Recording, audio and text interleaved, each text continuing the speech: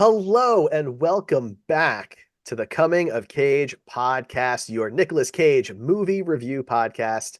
I am one of your hosts, Derek. Your other host, Ryan, is right here, I am virtually right next to Derek. virtually. That's right. Through the Um, magic of the internet. it really is a magical time, isn't it? Yeah, So, we are here for episode 51 of our show, and we're doing things different this time. We are spending this episode looking back at the first 50 Nicolas Cage movies we watched for the show. We have 14 questions, some of which were provided by our listeners, and others provided by my wife. And we are going to go through and answer some of these questions about the first 50 movies that we've watched for this show.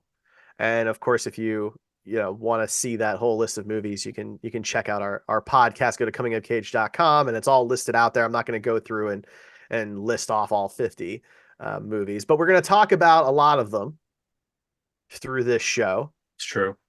Ryan, before we kick off the questions, is there anything you just want to kind of set the stage with? I want to ask you if this is the most movies you've ever watched for a single actor. I think it has to be. You've never watched any other actor that's made 50 movies. I don't know that I can't imagine that I've seen 50 from the same actor. Like, Right. you know what I How mean? many Like, actors even have 50 movies? There's a lot of them that don't even have anywhere near that. right, that's a lot of credits, especially because these are films. These aren't TV appearances. And this is less than half of his total IMDb. So, I mean, it right. really is pretty impressive. I mean, so we started the show with The Unbearable Weight of Massive Talent. And since then, one, two, three, four, five, six, he has had seven more movies released during this 2 year span.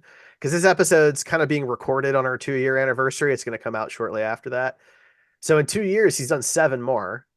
Yeah, and we keep hearing every day about more and more that more and more he's doing. So Yeah. So, I don't think so. I mean, the guys who I've probably seen the most of would be like, Arnold Schwarzenegger or Sylvester Stallone, Bill Murray, maybe. Sir Patrick Stewart, Well, of course. Yeah. And he gets four right off the top because of Star Trek, but I still think nobody probably comes close to 50. yeah, that's fair. And I've actually seen more than 50 because I've seen a few of his movies that we haven't gotten to yet on the show, Yeah, like, same. The Holy Yeah, Trinity, right. which is still sitting there, which is amazing that we Yeah. haven't touched yet. What about you? Do you think you've come close to anybody else? No, I don't. Okay. I mean, I can't even name another actor that probably has 50 movies, let alone 100 plus. I mean, probably like So Morgan Freeman probably has that many. I feel like that's not. I feel like it's not even that Yeah. close. I don't know. I mean, I would think maybe at best, maybe some of the character actors that do a lot of like, just short, tiny roles in a lot of Mm, things might have yeah. 100 credits, but probably a lot of them are like TV show episodes and things like that. Right. That's where it gets tough, right? Because a lot of people did guest appearances and they've been on 30 different TV shows twice. Um, but yeah, 50 Nicolas Cage movies. It's an exciting number, and It it's only going is. to go up from here. That's right. So all right, well let's dig into things. All right. And we're just gonna start off the bat with the positives. What, Ryan, were your top five favorite movies that we've covered so far? I do think that there's going to be a probably a gap, or not a gap, some similarities between our two lists. Overlap. Yeah, overlap. There you go. But I tried to go with movies, one that I hadn't seen before or that I only watched through this podcast, because there's movies like Gone in 60 Seconds that I've loved my whole life pretty much. So I didn't want to, reiterate how much I love that movie, even though I just did kind of. But there's a few that we've seen that I Honorable really, mention. really enjoy Yeah. but I'm talking about movies that I only watched through this podcast. So Moonstruck, this is not in a particular order. This is in no particular order. This is just the, first five that I thought of that I really enjoyed. Moonstruck, Kiss of Death, The Trust, Leaving Las Vegas, and Joe. Very interesting list of movies. Yeah. Some of them are movies that like I tried I know it says top five favorite, but I tried to go by like the top five like best movies that I think we've watched that I've enjoyed the most. Hmm. Um for one reason or another. And Leaving Las Vegas is not really an enjoyable movie, but it is a movie that's really like you kind of need to watch it. I mean, it's even more meaningful if you have somebody in your life with that suffers from alcoholism or some other form of addiction. But it's a really well done movie, even though it's not one that I'm gonna rush out and go watch again. Same with Joe. Right. I mean, they're heavy films. They're serious films. They're not, they're no national treasure. Right, exactly. But that's okay. Sometimes you need heavy hitters. So that's really interesting. That's a good list of movies. I'm a little surprised to see Joe on there, just because like while we both enjoyed it, I didn't realize you enjoyed it quite that It much. was a really, really good movie, I think, in the same sense that Leaving Las Vegas was, but where I'm not going to rush out to watch it again, but it was crazy that I hadn't that more people haven't seen it, I think. That's fair. It was really like an under the radar movie. There's no question about that. And of course, I'm looking. I just want to like, which one is? Oh, right. Kiss of Death was a good one. Yeah. Yeah. That's one of those 90s ones that I'm surprised people because they latched on to Con Air Hmm. and The Rock, but I would put this one pretty high up there. I don't know if I'd put it like right with those, but it deserves an honorable mention if you're talking about his best 90s like action kind of movies, I think. I don't know Yeah. how it never really caught on. I can only imagine it's because of like it hasn't been on any streaming platforms really. So it hasn't really had that chance at a second life yet. Hmm. Because it was really interesting, and his character was really fun in it. It was a good movie. I didn't even know about it. It's a remake on top of it, so you'd Yeah, think people would have been more aware of it for that reason. But yeah, that's an interesting one. So my list is definitely different. The only overlap that we Trust. had is The Trust. Yeah, Yeah, that's that one's yeah. coming. I mean, that movie was such a pleasant surprise, you It know. was. It really was. Yeah. So The Trust is on the list. That's the one that he did I with know The Elijah Family Wood. Man is correct. Going to be on your list. Yes, The Family Yeah, Man did make my top five favorites. I had a feeling. And I do want to reiterate, like these are my favorite top fives. I'm not trying to say anything objective here either, you know. And then the other three are Unbearable Weight, because I think him It and was really Pedro good. Yeah, are just they're it was so really good. fun, you know. Like I just want to keep watching Unbearable Weight. That might move into my top five once we've seen more of his movies. So, because Mm, I feel like that'll just give me a deeper appreciation of that one. that's fair. You know. Adaptation I Hmm. added as well. It's just kind of in my wheelhouse from a story perspective. I love meta nonsense, and it's just a very interesting movie. You know, he plays two roles, which is In other than Unbearable Weight. very different roles than what we normally see him in too. So, Yeah, yeah, yeah. exactly. So I thought that was a really cool movie. And then probably unsurprising to you, Ryan, is Pig. Yeah. I didn't put that on mine because of the reasons that I stated before, where I liked that movie before we ever started the podcast. So Yeah, you had already seen it, yeah. and I had not. And man, if those listening out, if you have not seen Pig yet, what a beautiful, just fantastic movie. Again, not like a really, enjoyable movie to watch in terms of like you're not having fun watching it. I Well, mean, there are some parts, but I mean, it's a depressing. The ending is depressing. yeah, It doesn't end on a happy note. I put it up in the same boat as like Leaving Las Vegas and Joe, where it's, a really, really good movie, an important movie to see if you're a fan of the actor, but probably not one that you're going to like pop into the DVD player on a stormy Sunday afternoon or something, you know? it's weird. There's something captivating for me about Pig that makes, even though it is, you're totally right. It's a sad, heavy movie. I'm like enthralled by it, which isn't usually the case with those heavy films. Well, I But think that, it's because you're used to Nick Cage being a certain way, and he's completely the opposite way in this movie. And it's really nice to see him be in a role where he's seems to be like a more peaceful, mm, like, subdued person than what he normally plays. He yeah, gets to do a lot more with less, you know what I mean? He does a lot of acting with his face rather mhm. than like, outlandish, movements and crazy volume switches and things like that. Yeah, it's very nuanced. Exactly. It's a Um, very, a was subtle Joe performance. Joe being on your list? Joe was the one that he said was like that's the role that's the closest Yes, to to him in him real in life. real life, yeah. Yeah, I thought that was interesting. Okay. So, So there you go. All right. So there's our top five for each. Um, so Pig adaptation, Unbearable Weight, Family Man, and The Trust for me. Moonstruck, Kiss of Death, The Trust, Leaving Las Vegas, and Joe. Good For movies. me. Yeah. Good movies. It's a killer lineup right there. Yeah, I mean, if The you only want, one I think people would fight on is maybe The Trust and Kiss of Death, but I would argue those people haven't seen Kiss of Death or The Trust if they're arguing with us on that. definitely both worth a watch for Yeah. sure. 100%. All right, so next up, we're going to go on the opposite side of the spectrum here. Your bottom five or your top five disliked, however you want to phrase it. And I'll go first this on this Sure. one. We'll just kind of go back and forth a little bit. Um, and some of these are not going to be surprises to you, Ryan, or anybody watching this show. Two of them I think might be, but the bottom three I think are pretty clear. So Zondali, Yeah. right? Prisoners of the Ghostland, Okay. Dog Eat Dog, Okay. Surprising on both of those for me. The Ant Bully, Wow, that one's surprising too. and A Christmas Carol, the movie. Yeah, that one. That's the only. Well, no, I had that one and Zondali, so we share both of those. Even though Okay. I did enjoy Zondali more than you did, but not. I enjoyed it because of how bad it was, and like even then, it was still a stretch to say I enjoyed it. Those aspects of it, I can understand why somebody would say they like that movie because it's just so outrageous. Mm. But for me, that doesn't really put it in a good realm either. So yeah, that's definitely in my bottom. And Christmas Carol was just a garbage pile. So I felt so bad.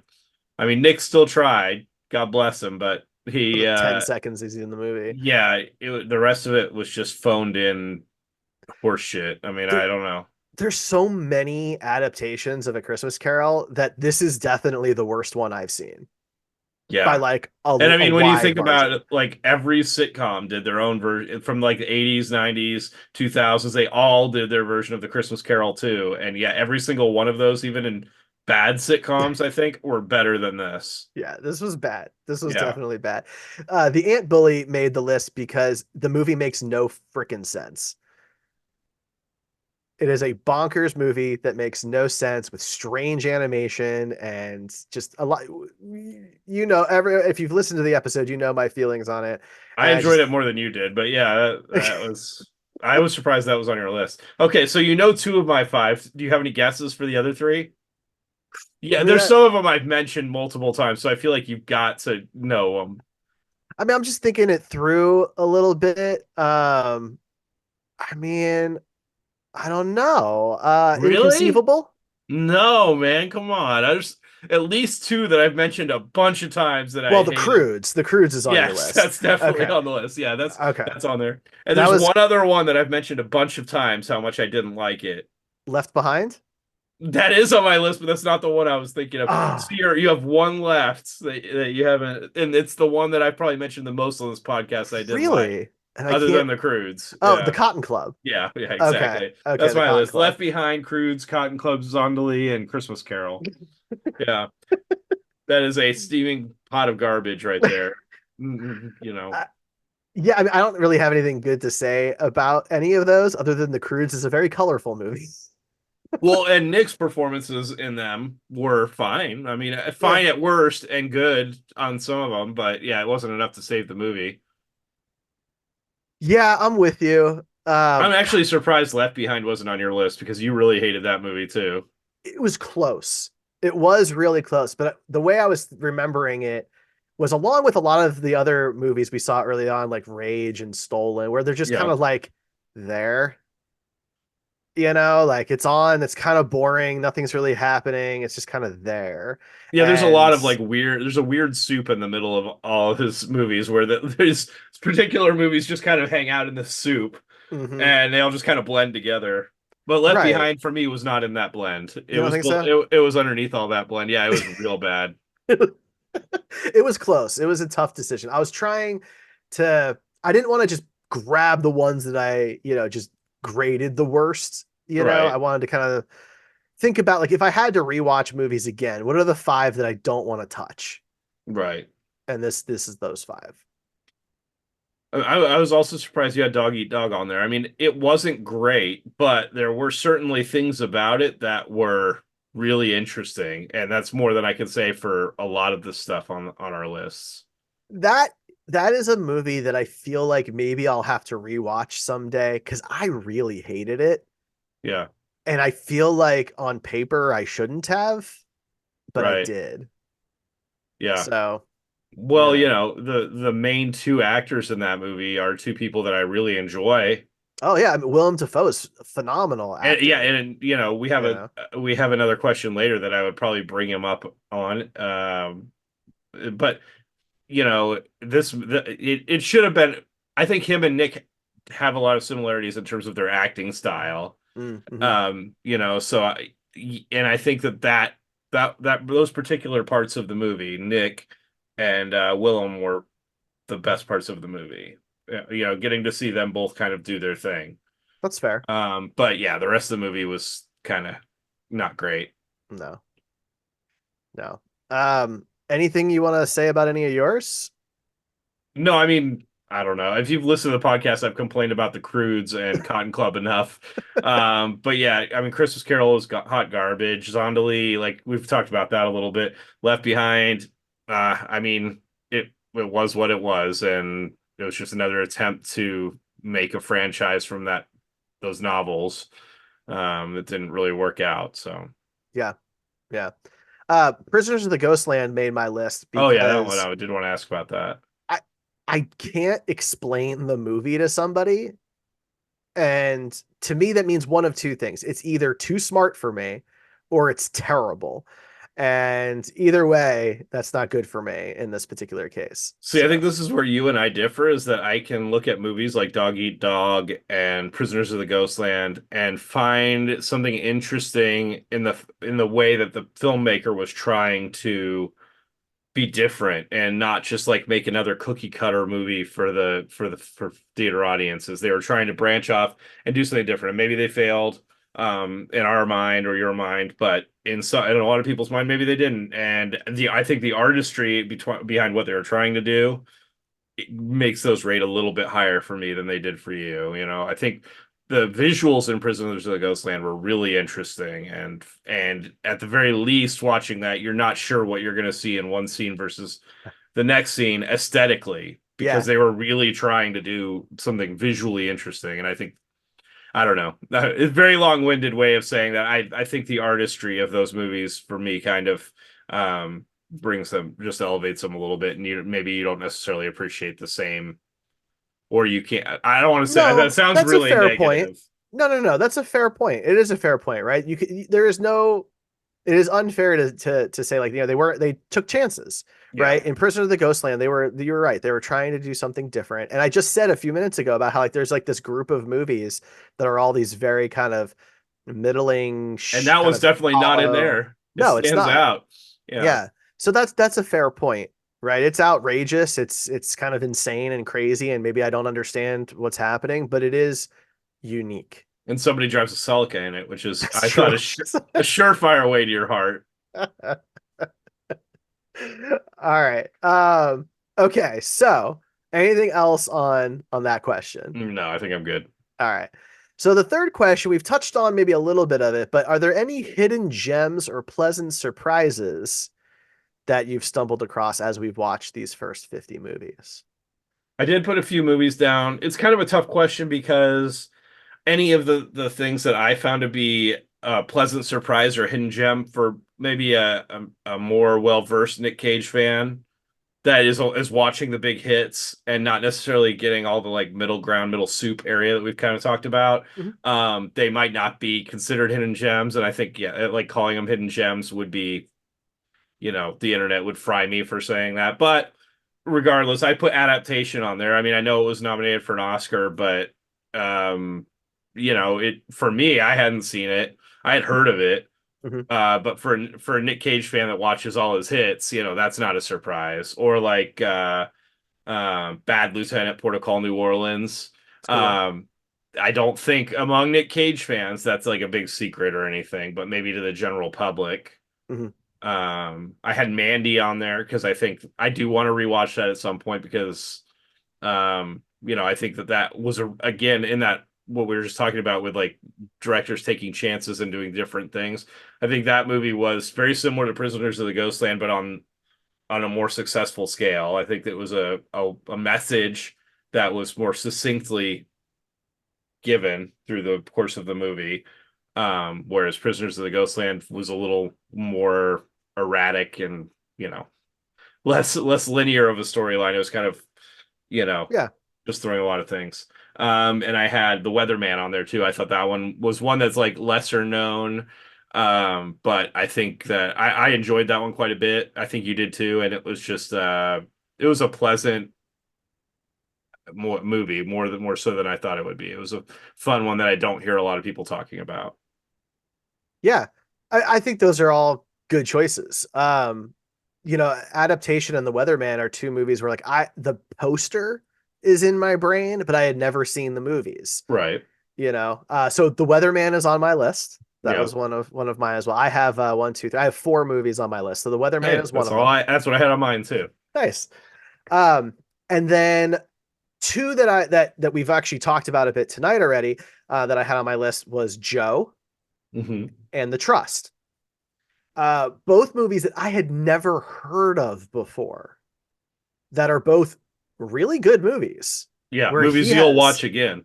yeah, where he's got like stellar performances. They're good stories, they're tight stories, they're well produced that I had literally never heard of. I mean, yeah, to your point about like, adaptation or The Weatherman, like we knew about them. Yeah, I had no idea The Trust and Joe existed, right. you know. I don't think Um, most people knew Joe existed until that one interview he did where he was that somebody asked him to list his top five movies and Joe was in there. yeah. No, I Before think that, I you're don't right. think really anybody would have, gone out of their way to see that movie. Well, and The Trust is even more kind of mind-boggling that nobody knows about it because it's him and Elijah Wood. It's two big actors Right. together, you know. So those are both on there. And then this one, it was more of just something that I didn't know what to expect from it. I knew about the movie, had no idea what to expect, but really enjoyed it. And that's The Sorcerer's Apprentice.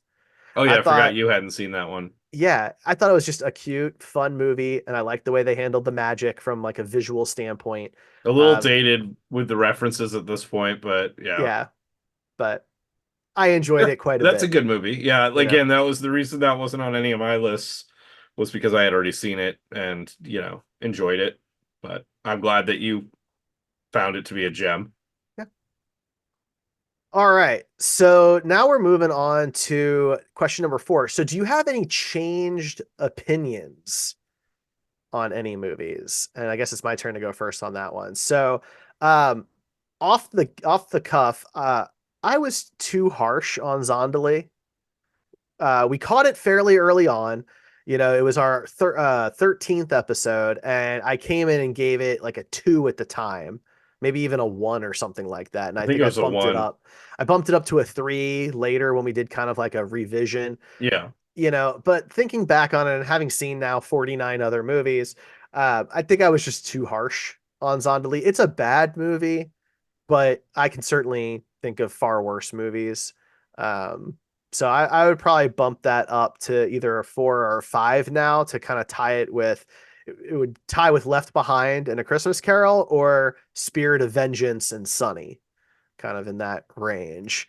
Right. So what about you? Yeah, I mean, mine is along the same lines, but when I'm thinking about it, I'm more thinking about it with you because I feel like maybe I'm too full of myself, but I don't really feel like I've changed opinion on any of my stuff, but I have witnessed a transformation in you and realize because the moment when you realize that there's worse movies than like we swore when we reviewed Zondali that there was going to be no movie worse than Zondali. This was by far the worst movie and gave it the low score. And I was like, man, I think there might be worse ones. You're like, no, this is going to be the worst. And then, we watched like 10 more movies and you were like, okay, yeah, maybe it was not the worst. So yeah, I had on there that there's always a movie that's worse than you think is possible, that we think is possible. It's, you think that's why it's hard for me to rate something as a 20 or a one because, you know, we've seen, we both had experiences where we thought a movie was as bad as, or as good as it gets. And then we see one that's like, just blows your mind in a completely different way bad or good. So yeah, that's really the only like changed opinions. I don't have any specific opinions on specific movies. There's some I've adjusted a little bit just because we've had that scale change. You know, you don't really know what the worst movie is until you feel like you've seen the worst movie. Hmm. So Were there any that you had seen before the podcast that when we rewatched it, you had, it either reinforced how you felt about it or not?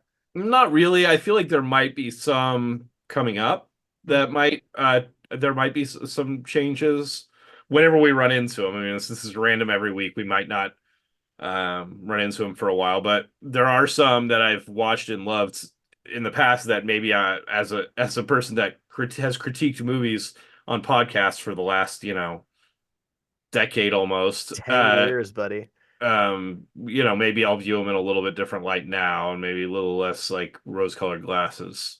That's Um, fair. so so we'll see. Right now, I would say that all the movies that I've watched have held up.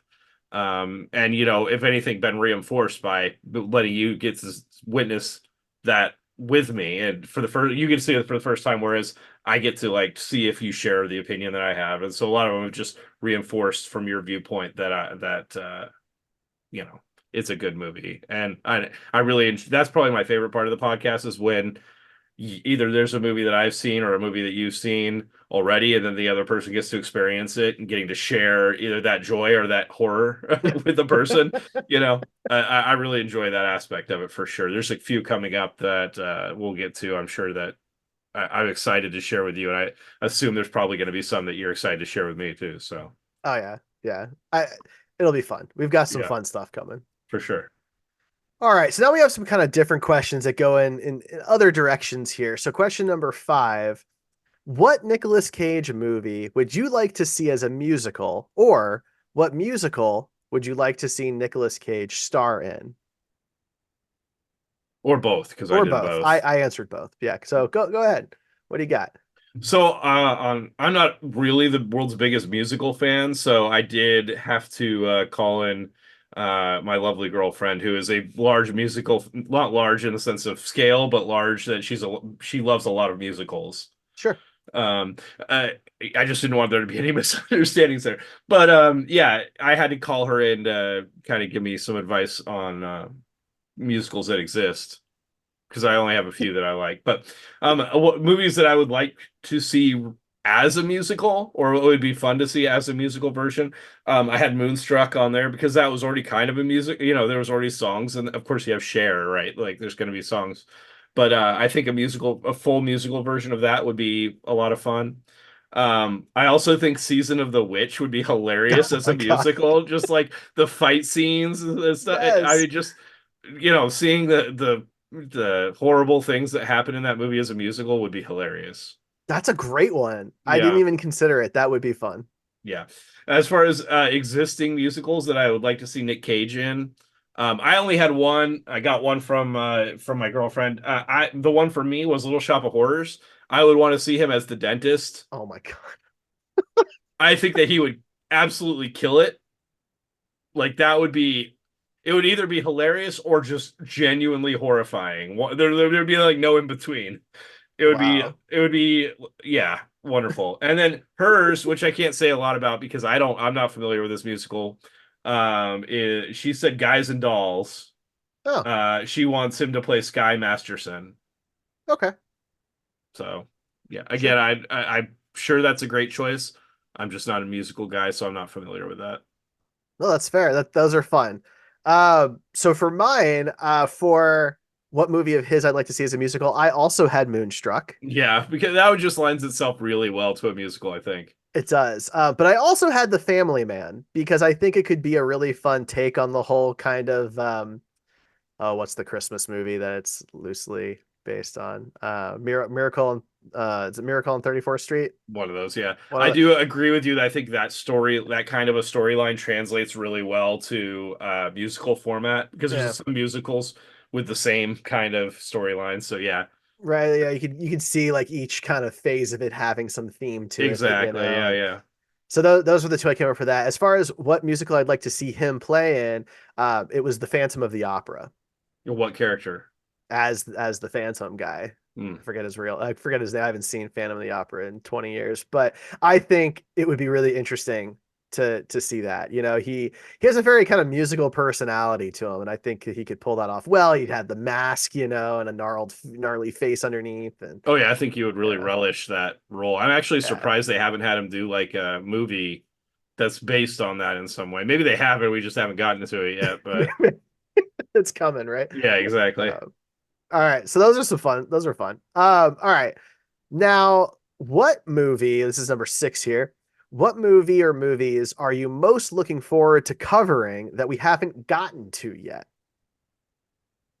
And I'll preface this by saying I did not include the Holy Trinity because I you and didn't I either. have talked about them before Yeah, on other shows. So, sure.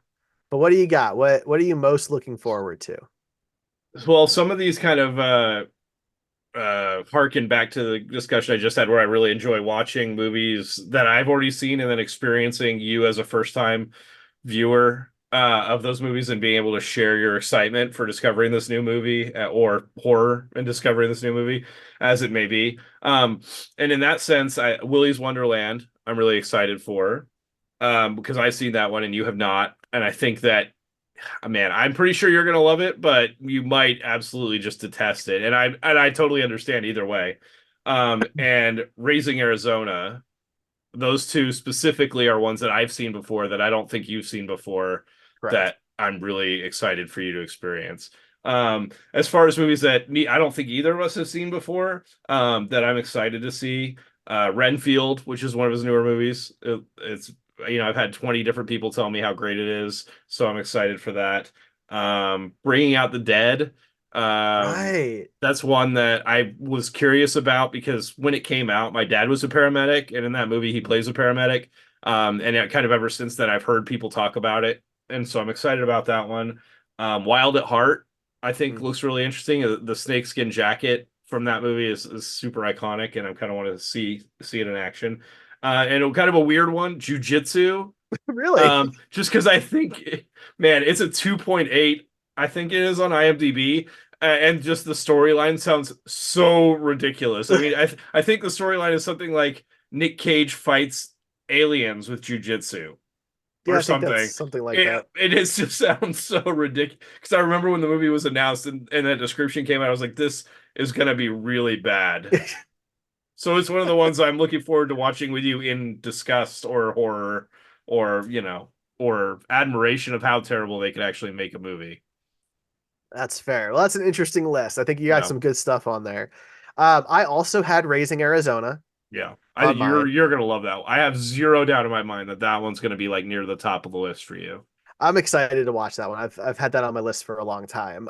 Most of my list is fairly newer stuff though, because kind of what he's trying to do by stretching himself. So I've got Butcher's Crossing on the list. I think that just sounds super kind of gritty and different for him.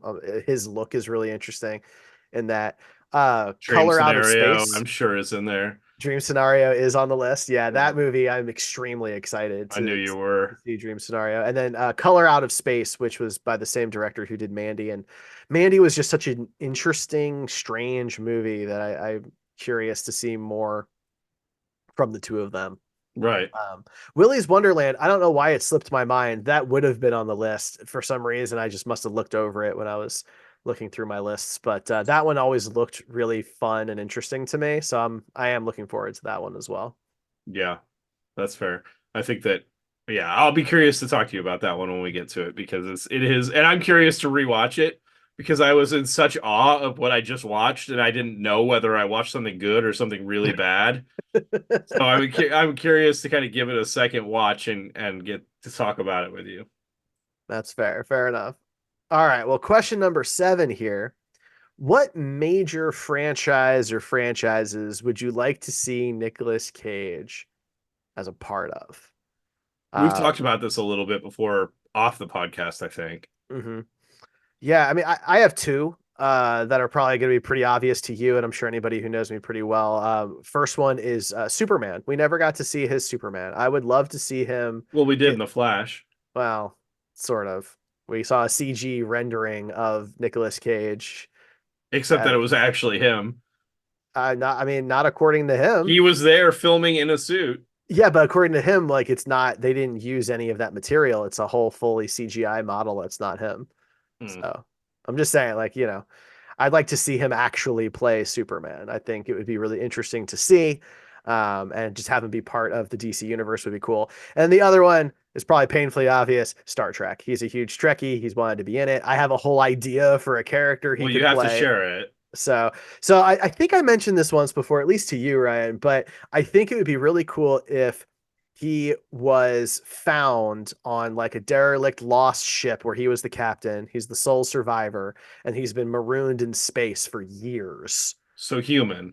So yeah, so he's a human captain, but he's been, traumatized and separated from people and all these other types of things, and he has to kind of reintegrate back in and, you know, maybe he wants revenge off of whatever killed the rest of the crew. There's different directions that So could in your go. mind, does he like when they find him, does he have the look like he did in Pig? Or is he like clean shaven? Or Kind of in between the I mean, two. people are in general much cleaner in the Star Trek Yeah. world.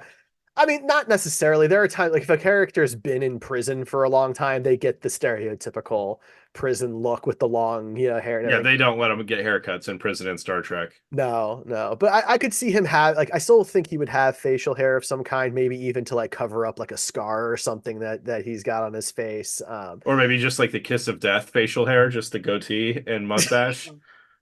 No, I don't Oh, think so. okay. No, that's No, not in your that vision. means he's Okay. from the mirror All universe. right, gotcha, gotcha. So, Maybe but he is, and that's the whole twist. I would love to see him as a captain in that type of authority role, but they're not going to let him lead a movie, right? So he's got to be the character who comes in, and I think this would be a good in for him, and he could, maybe try and take over the ship to his, to avenge his crew or something like that, and um, I think he'd have fun with it.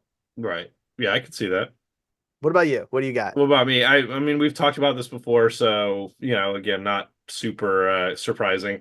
Star Wars. I have a specific, and I know he's come out and said that he would never do Star Wars and he only wants to do Star Trek or something along those lines. Like, I don't so think he I get said it, Nick. never, but But I have a pitch for okay. him, whenever I meet him. But I want him to play the very first Jedi. I want them to go back, but way back to be the first guy that discovers that he can manipulate the Force and builds like one of the old school lightsabers with like a cable attached to a battery pack on the Mm, belt. The guy that kind of founds this whole Jedi religion. I think it would be a really interesting journey to see him kind of go through this journey of somebody that is discovering this power that nobody else has been able to manipulate, and he can, and ends up founding like a full, bringing other people in that across the universe that maybe felt the same kind of connection that he did and can do these miraculous things. I think that would be really, I really just want an old Star Wars movie like way before everything else, but I think having him as the very first Jedi would be very cool. that's a really neat idea. Yeah, I can kind of see it, because he I can can in my bring. mind too. He can Do, be subtle, but he can yeah. also like you can see that temptation to the dark side and like the Mhm. battling internally of like this feels wrong, but it feels powerful, and like you can see a lot of those kind of journeys in his movies, in his acting. So I think that Well, that would be great. I think you need somebody who can hold scenes totally by themselves. Yeah, and that's what in my head what You I know, picture too, like a scene of him like meditating and like struggling between the dark and the light and just like trying ah, to figure out where the right path is, it's a and cool idea. failing and but coming back, and yeah, I think that would be really fun. Yeah, I'd watch the hell out of that. Me too. I would, if like in my perfect world, it wouldn't even be a movie. It would be like a series of like Wow. maybe 6 episodes where you Yeah. get to, kind of see this fight, internal struggle. I see it more as like an internal fight rather than like fighting a Sith. You know what I Right. mean? Like he's really Yeah. just fighting himself and trying to figure out the right path. Mhm. Something very subtle in the Star Wars universe that you don't get to, see a lot. So I I like think that it. would be fun. Yeah. Yeah. No, I think that would be really cool. I think he would fit that very well. I also want to see him in Ghostbusters as just like some crazy ass like ghost villain. Oh, you want him to be the villain. Oh yeah, I want him to just like Interesting. Just think like Vigo from Ghostbusters 2 times like 20. Just let him do whatever he wants to do. Let him show up to set and just be turn the cameras on and catch whatever you catch on camera and just use that. I mean, that's fun. I kind of thought that if he was ever in Ghostbusters, that maybe they would stumble across this guy who's been like fighting ghosts on his own, and nobody believes him, and he's a little kooky. Maybe like his character in National Treasure kind of crosses over. Like he instead of like American history, it's now like he's been studying these ghosts There you and go. trying Yeah. to trying to hunt this one particular ghost. And the Declaration of Independence is haunted. Yeah, Mhm. exactly. It's got a ghost in the back. And he has these glasses that like fold down like this that show the ghost. Oh man. Ah, fun times. Yeah, it would be good. All right, let's move on to the next question here. So, number 8, do you think any of his films could benefit from a reboot? It's a really easy answer for me, and the answer is just no. Really? Yeah. I don't think I think that if it is something that needs a reboot, then it probably wasn't that good to begin with, and it doesn't necessarily need a second chance, and probably nobody they're gonna find is gonna be do better than what Nick gave us. So, I don't this it's a really simple answer for me. I wouldn't want to see any of his movies rebooted. I mean, that's totally fair. I picked one that it really had nothing to do with his performance in this, but I picked The Sorcerer's Apprentice because I think the story has the potential for like a full franchise. Sure, I think that And there could still be a franchise from it, but yeah, I don't think it yeah, needs to be rebooted. well, I guess it depends how we're defining reboot these days. People like to just kind of throw that around, Yeah. I mean, you know. if anything, they could just do it in the sense like this Marvel universe did, where it's now the things that have happened now in the movies have made older movies that weren't in the Marvel universe canon, Hmm. and so that the original Sorcerer's Apprentice is still canon, but Sure. it's not like a full reboot. Yeah, you I could could do see that. that. Yeah, that would work. I'm good with Yeah. that. Okay. Well, then number 9 is what's one Nicolas Cage film that should never be remade? I had Vampire's Kiss for this one because I mean, when you think of like the cagiest, off the wall movie where there's no one else that could do something like Nick Cage did in that movie, that would probably be it for me. I mean, I there's no one could match anything that has been done that was done in that movie, good or bad. I mean that's fair. And I'm realizing now I may have broken the rules here because I picked a movie we haven't covered yet. So I may have broken the rules on this one. You I didn't did really. break the rules, yeah. Yeah. So I'll just kind of quickly think for a moment here if there's anything else that I would swap that out with. Um, no, I mean that's an interesting point. Vampire's Kiss is an interesting point. Um, yeah, so it would be hard for me to pick something else. I mean, maybe something like Leaving Las Vegas. He was nominated for it. It's a brutal film, but You it wouldn't pick Pig.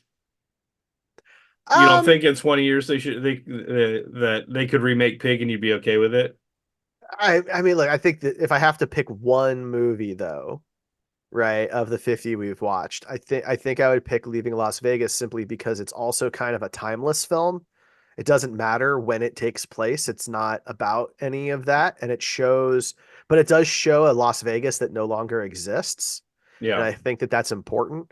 I think that if you were to remake it today, you'd have to set it in that time period anyway for it to really work. And then why do it? If you can't modernize it, then what are you doing? Right. right. So I think Leaving Las Vegas would be one that I wouldn't want touched. I think for Pig, I mean, in 20 years, I mean, I don't know. I mean, there are other very good actors, and the story itself, could be done in a different way to show some other side of something. Maybe he's not a chef, maybe he's something else. I don't know. But I think Leaving Las Vegas is very much a product of its time, and it has to be. That's fair. So there you go there. All right, number 10. What are some actors and or directors that you would like to see Nicolas Cage work with?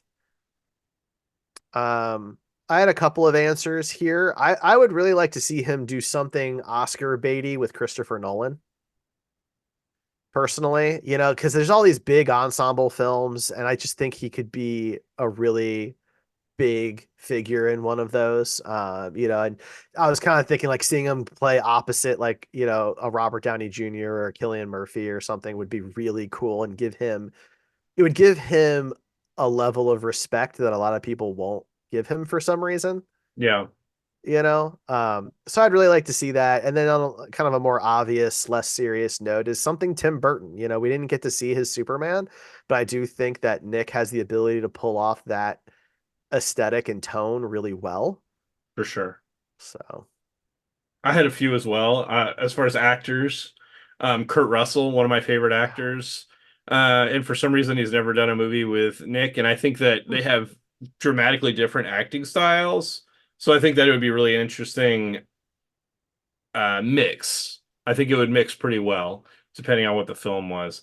Um, as far as directors, I picked someone who's I'm not really that big of a fan of, but I think that their style would lend itself well to the way Nick works.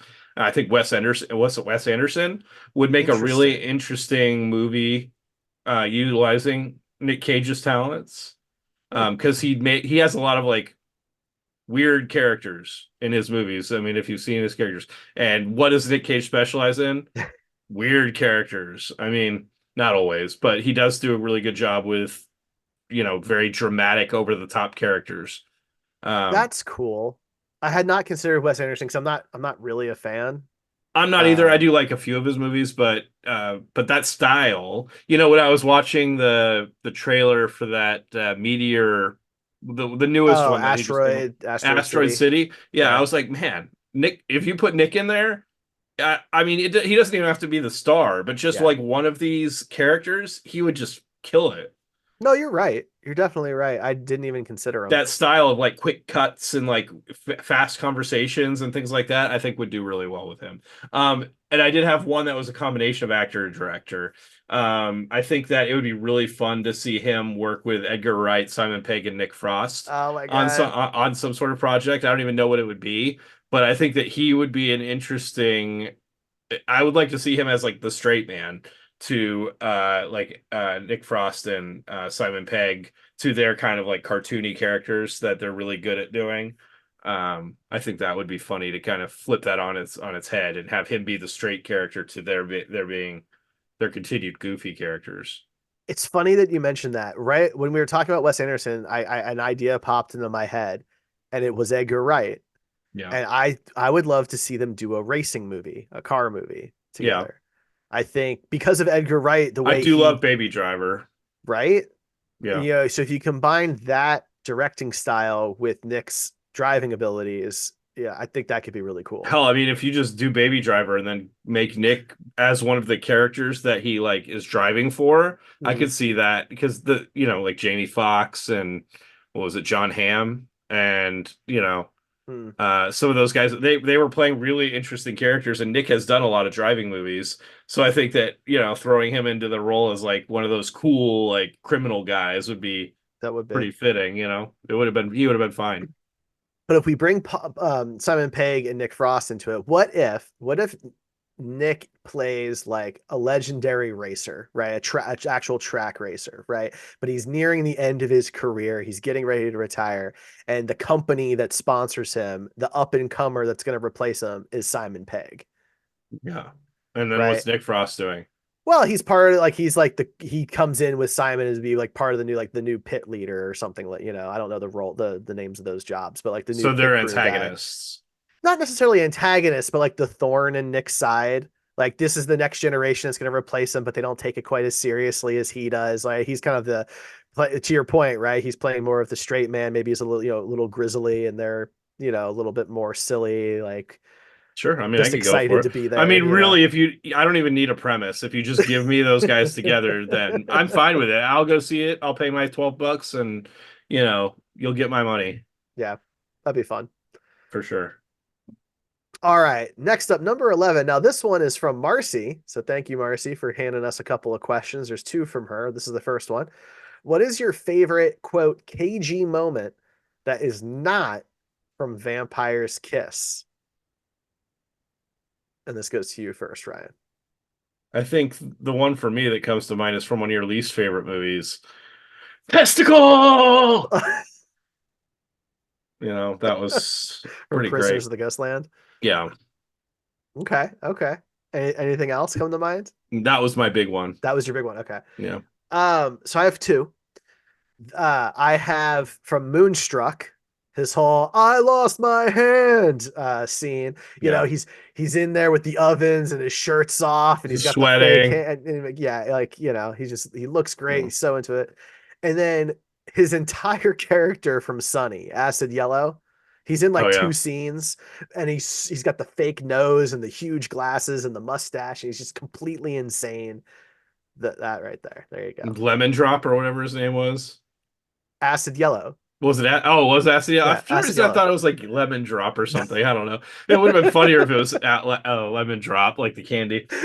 But yeah, those are good. Those are good. I can see that. All I still right. think Testicle is a little more outrageous, but Fair yeah. enough. All right. Question number 12 comes in from Kimberly. Thank you, Kimberly, for sending this one to us. If you could recast any non-Nicolas Cage movie to then include Nicolas Cage, what movie and role would you pick? And I guess I'm first up on this one. And I got stuck in a very specific lane for this one of basically swapping out Mel Gibson for him Okay. in in two different franchises, and it's What Mad women want? Max. No, no, Oh, okay. Mad Max, because I want to see it. Basically, would be the outfit that he wore in Prisoners of the Ghostland, but Mad Max, the old Mad Max, not the new stuff, the old ones, and then Lethal Weapon. I'd love to see him in a buddy cop type scenario. Would I he be think. Riggs or Murtaugh, do you think? Well, he'd be Riggs. Why is that? You don't think he's getting too old for this shit? Because I don't. That's the character I'm replacing. I'm replacing Mel Gibson. Oh, okay, fine. Yeah, I it was think hard. that Like that's the thing. I had to find characters. I had to I find movies that I enjoyed, but maybe thought that a particular lead character could have been improved upon. you're saying that Mel Gibson for you is almost always below bar I am not a big Mel Gibson fan, and for some a of lot of that reasons. is personal, you Yeah, know. And those two particular instances, I think Nick could slot in there extremely well. fair enough. I What went a about you? totally different direction. So if you've listened to any of our podcasts in the past beyond this one, because we don't really talk about it much on this one, but you would know that one of my favorite actors is Michael Keaton, right? But even as much as I love Michael Keaton, I would take this Michael Keaton movie and put Nick Cage in instead, and I think that Ooh, he would be off the fucking chain. okay. It's a 90s movie. I'm going to see if you can get it without me telling you. No. It's a 90s movie. Okay. It's about cloning. Oh, multiplicity? Yes. Really? How crazy would that movie be with Nicolas Cage? It's crazy with Keaton. I love That's that what I'm movie. saying. I love that movie Um, too. But how crazy would it be with Nicolas Cage? I mean, yeah, it would be crazy. I guess I just see this question was really hard for me because I feel guilty replacing my favorite actors, Right. right? And I love Keaton, and so it feels weird kicking him out. The only other it was you're gonna hate this then because I guess in the same instance that you had with Mel Gibson, I love Michael Keaton and I think that he's one of the best actors out there. Period. He's one of my favorite actors. But the only other movie that I thought of was Birdman, Oh my God. which is he is amazing in. I think it's more Wow. just the novelty of what Nick Cage could bring, being very opposite of what Michael Keaton brings. Yeah, I mean, I think that that's certainly I think fair. it changes both of the movies significantly, and maybe not for the better, but I think for more, I don't, maybe not even more entertaining, but it just nuts. Like I would want to see that. That's fair. That's interesting. I have an idea for one that just popped in my head. Um, yeah. Okay. So it's only been done in animation so far, but I'm thinking the way you're thinking. Birdman got me thinking about it. But what if he played the alternate universe version of Batman, Owlman? I mean, we've already seen him in Kick-Ass, and it's so we've already seen him as a cowled superhero, Yeah. and I don't think honestly we haven't gotten to it yet, so I'm not going to get too deep into it. But I fucking love Kick-Ass, so Yeah. and his performance is a huge part of that. So I'm good with I'd be fine with him playing Owlman. I just don't know that it would necessarily improve upon what he's already done in Kick-Ass. No, that's fair. Owlman's a little is more fatalist, but that's a fair point.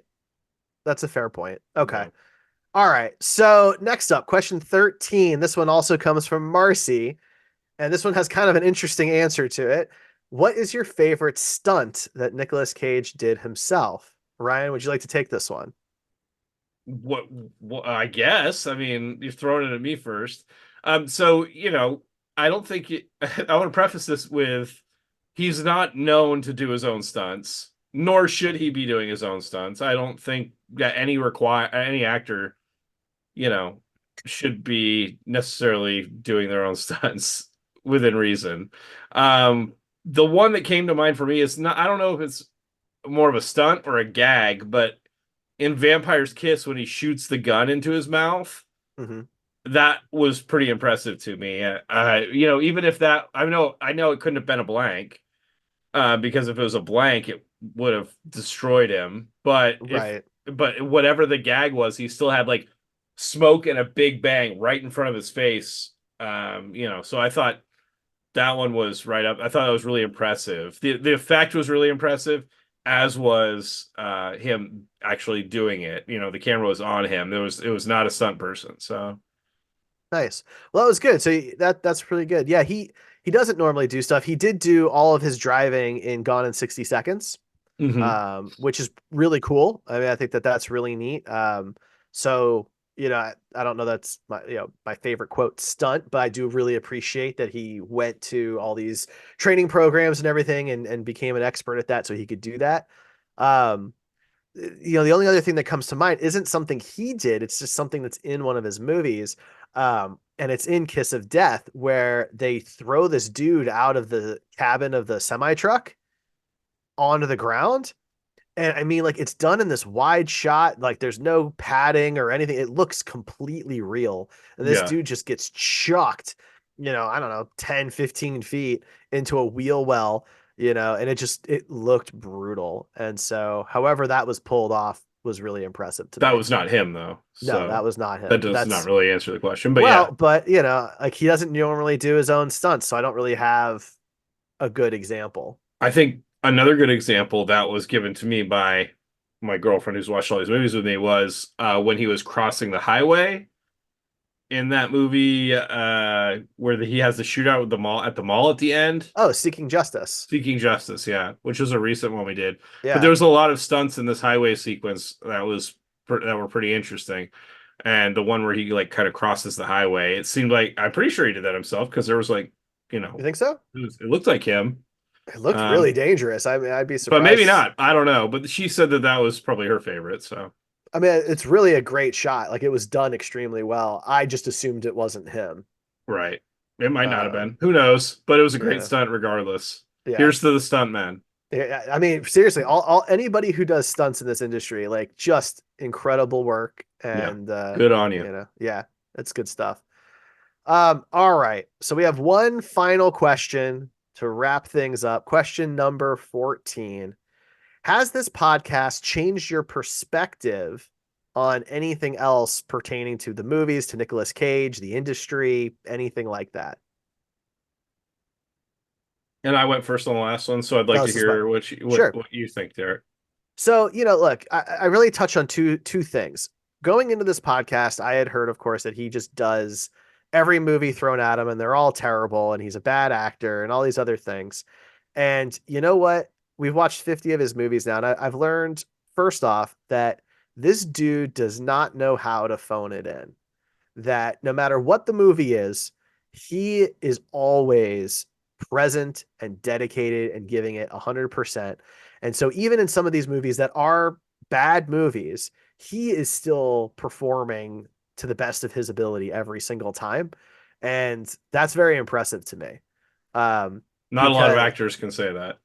right? Because I mean, like, look, even if your intentions were good when you signed the contract, at some point when you realize this is not turning out well, it's hard to blame you if you do check out, Yeah. right? You're under contract, you got to be there, right? But at some point, but Nick just keeps bringing it every single time. And one of the other things I've learned reading more about him and things like that is that, yeah, sure, he's had money trouble and that probably led to him signing on to some movies, but he just wants to work. He loves that. And the idea that people have said to him, like, well, you work too much, you're doing too many movies doesn't make sense to him. He's come out and said, like, I'm working too much. That just doesn't like that doesn't compute to him. And I'm really on board with that he just loves the craft. Like when you hear him answer any questions, it's never, he never just phones in an answer either. He always has some extremely thoughtful, deep response to any question thrown his way. Um, and I just appreciate that dedication. It makes me want to watch more. Yeah. Yeah, I mean my answer to that was pretty similar to yours. It didn't really change my perspective on anything because I've always thought he was a talented actor, but it just kind of reinforced that feeling. I get to see more range from him than I previously did.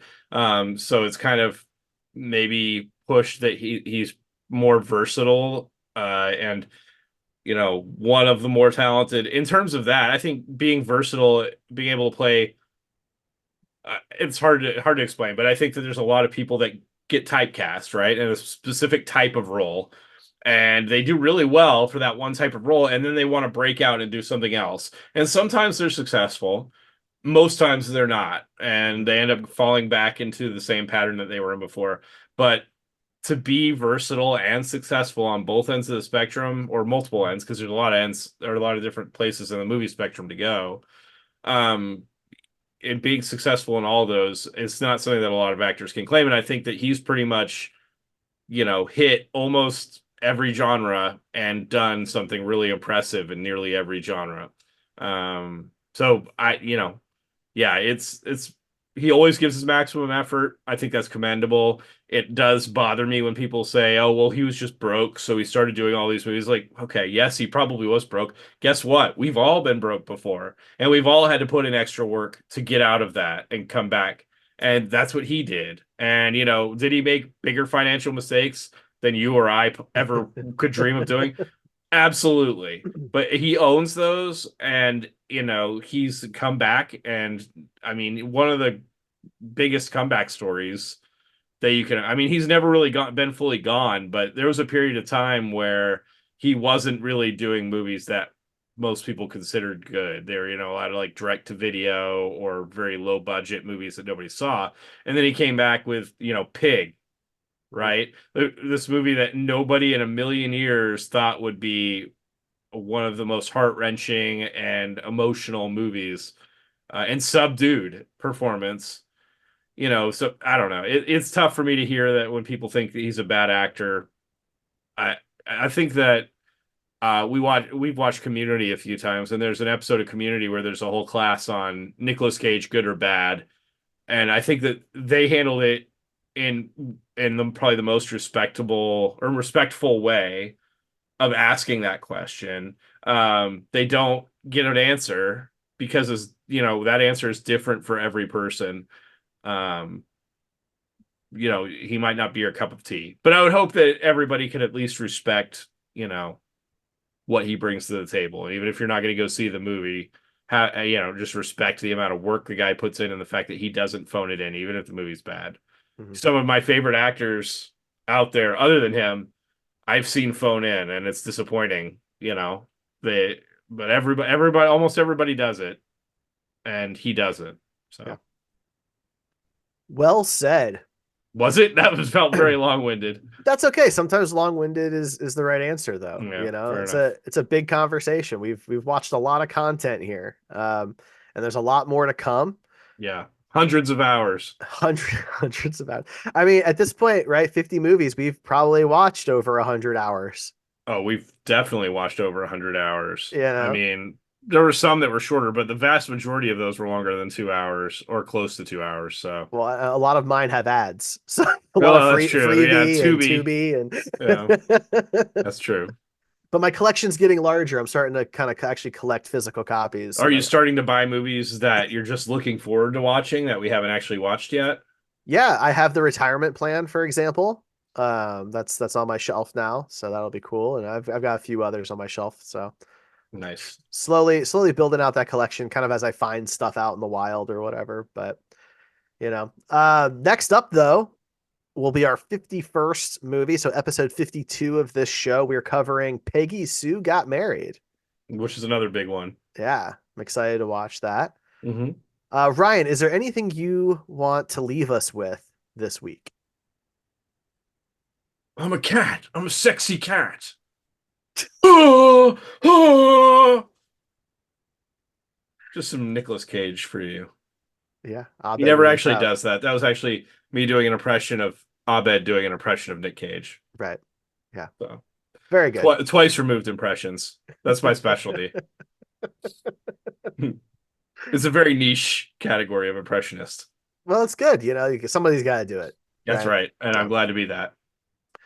all right. Well, hey, thank you to everybody who sent in questions. If you have any other questions for us, send them our way. Maybe we'll just answer them on a random episode. You can leave us a review. If you leave us a review somewhere, we will read that review on the show. So please go do that. I'd appreciate it. You can go to comingofcage.com, subscribe to Coming of Cage on your podcast app of choice, or subscribe to the Derrico Studios YouTube channel to watch our episodes and see our faces. And we, of course, have things like the Wheelo Cage, and we have Cage-O Bingo. And I'm realizing as I'm talking, I gave away the Wheelo Cage for the next episode. Yeah, we'll just beep it out. It's fine. So we'll have to cut that. Yeah, you'll hear a beep there. So you'll have to watch Wheel of Cage to find out. But anyway, thank you so much for following along for 51 episodes, 50 different movies. This is the Coming of Cage podcast. I'm Derek. That's Ryan. You're welcome.